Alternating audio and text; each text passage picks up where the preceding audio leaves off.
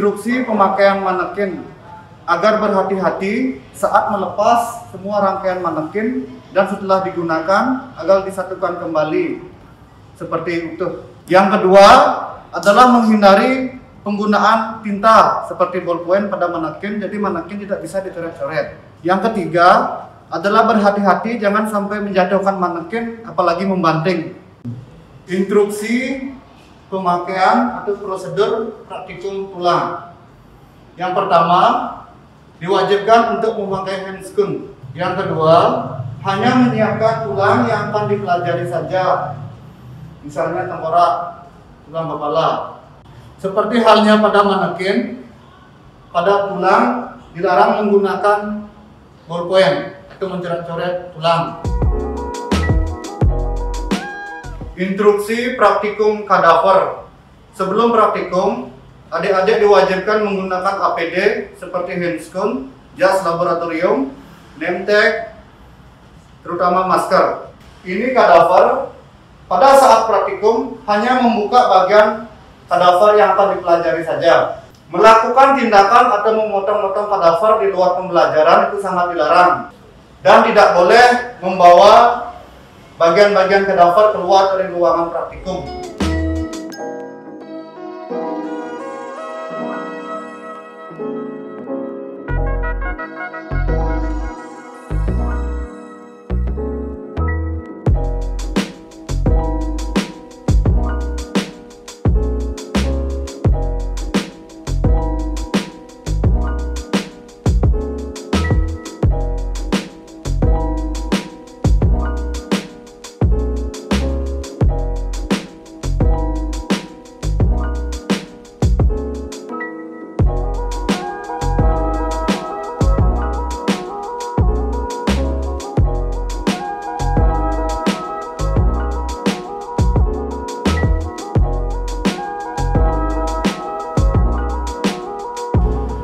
Selamat pagi adik-adik, jadi ini adalah contoh torso untuk praktikum embriologi. Jadi di torso ini menunjukkan contoh-contoh kehamilan gemeli yang seperti ini, kehamilan tunggal juga ada. Dan ini adalah contoh-contoh torso untuk perkembangan setiap bulannya. Ini adalah contoh torso untuk embriologi berusia 1 bulan.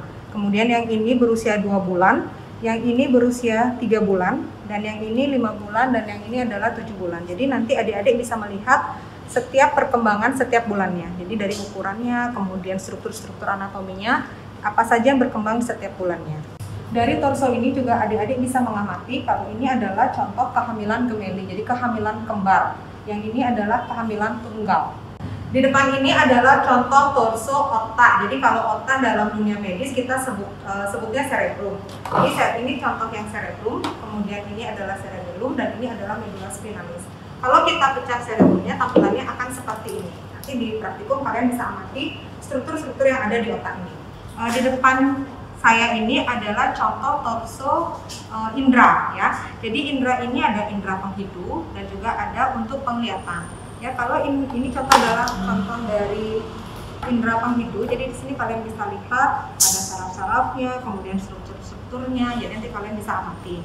Kemudian untuk yang mata juga sama, ya. Jadi torso mata ini bisa kalian lepas, ya. Jadi yang paling luar ini ada konjungtivanya, kemudian ini bisa kalian lepas untuk mengamati setiap struktur yang ada di dalamnya.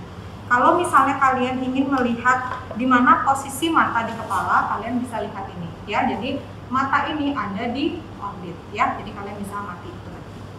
Berikutnya kita masuk ke sistem kardiovaskular. Jadi di sini kita sudah dihadapkan dengan torso-torso yang menunjukkan atau menggambarkan kardiovaskular di dalam tubuh manusia.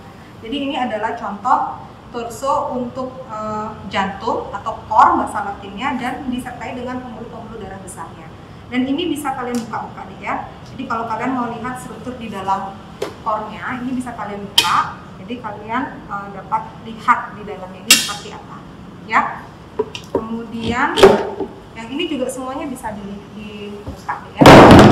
Bisa dibuka seperti ini. Ya, jadi kalian bisa amati, kemudian kita bisa amati juga valvulus-valvulusnya, semua bisa kalian lihat. Yang ini juga sama, jadi ini bisa kalian buka seluruhnya. Jadi untuk mengamati bagaimana struktur di dalam core. Misalnya kalau kalian ingin melihat bagaimana peredaran pembuluh darah di seluruh tubuh, kalian bisa menggunakan torso ini. Jadi torso ini bisa menggambarkan jalan arteri dan juga vena di seluruh tubuh. Yang berwarna biru ini adalah yang menggambarkan vena, sedangkan yang berwarna merah ini yang menggambarkan arteri. Berikutnya kita masuk ke sistem pencernaan atau bahasa latinnya kita sebut sistema digestivus ya. Jadi kalau misalnya di dalam tubuh kalian bisa lihat posisinya. Jadi kalau dalam tubuh itu seperti ini. Ini bisa dilihat, kalian bisa lihat posisi dari sistema digestivus ya. Kalau kalian mau melihat lagi lebih dalam, ini bisa dibuka ya, Dek. Bisa dibuka. Ya.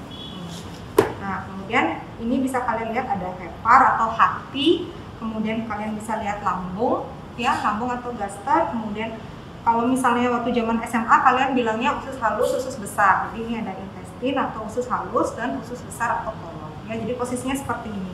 Dan ini masing-masing juga bisa kalian lepas. Kalau kalian mau. Torso ini juga menggambarkan sistema digestivus. Jadi di sini kalian bisa lihat lebih jelas lagi yang mana disebut dengan kolon, kemudian bagaimana bentuk gaster secara keseluruhan. Kemudian kalian juga melihat intestinum.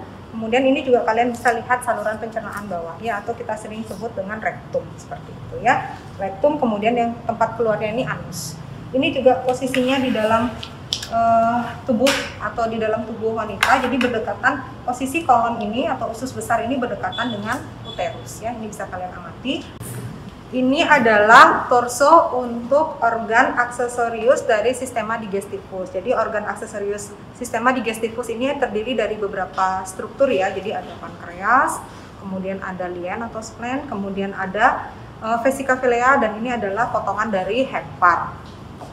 Yang ini adalah torso untuk sistema urinaria. Jadi sistema urinaria ini ada ginjal, kemudian ada atau rem, kemudian ada ureter, kemudian ada vesica urinary, dan nanti saluran keluarnya itu dibawa oleh uretra ya. Kemudian kalau untuk yang sistema organa genitalia maskulina ini terdiri dari dua sistem juga ya. Jadi ada yang eksterna dan ada yang interna. Yang perempuan juga sama ya. Jadi sistema organa genitalia feminina ini juga ada yang interna dan yang eksterna. Kalau yang eksterna yang terlihat dari luar, kalau yang interna yang tidak terlihat dari luar. Itu prinsipnya. Ya, terakhir kita masuk ke sistema muskuloskeletal. Jadi terdiri dari dua sistem ya. Jadi ada os atau osseus dan juga ada otot ya atau muskulo. Jadi ini dari torso yang bagian ini ya, kalian bisa lihat posisi atau lokasi-lokasi setiap otot di seluruh tubuh ya. Jadi kalian bisa lihat. Jadi yang warnanya coklat-coklat ini adalah muskulonya atau otot-ototnya. Kemudian yang putih-putih ini adalah tendonnya. Kemudian yang ini adalah bentuk atau posisi dari osseus di seluruh tubuh. Jadi dari kranium sampai ke pedis ya. Pedis itu yang telapak kaki kalau bahasa awam. Jadi kalian bisa amati di sini. Tadi sudah yang untuk membrum superius, kita turun ke bawah. Jadi ada membrum inferius ya atau kaki. Jadi di sini kalian bisa lihat sendi-sendi yang ada di membrum inferius. Jadi di sini ada panggul, tulang panggul, dan ini tulang paha atau femur. Jadi di antara tulang panggul dan tulang paha itu ada sendi. Seperti itu. Kemudian ini lutut ya. Jadi ada sendi juga di lutut, dan ini ada di pedis atau di telapak kaki juga banyak sekali mengandung sendi-sendi ya.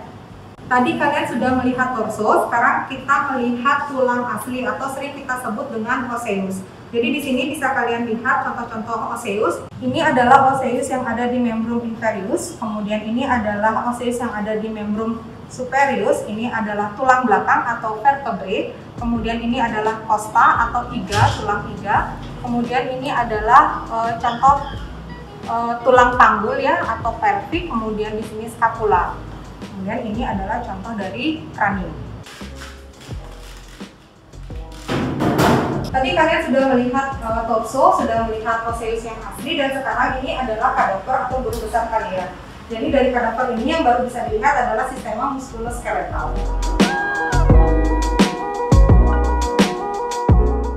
Mahasiswa diwajibkan untuk mengikuti kuliah pengantar praktikum yang akan dilaksanakan baik secara luring maupun daring. Kuliah pengantar praktikum yang dilaksanakan secara luring akan dilaksanakan di ruang kuliah mahasiswa. Namun, pada masa pandemi COVID ini, kuliah pengantar praktikum akan dilaksanakan secara daring, di mana Kuliah pengantar praktikum tersebut akan dilaksanakan melalui Zoom ataupun Webex ataupun media telekonferensi lainnya. Setelah mengikuti kuliah pengantar praktikum, mahasiswa diwajibkan untuk mengikuti sesi praktikum anatomi.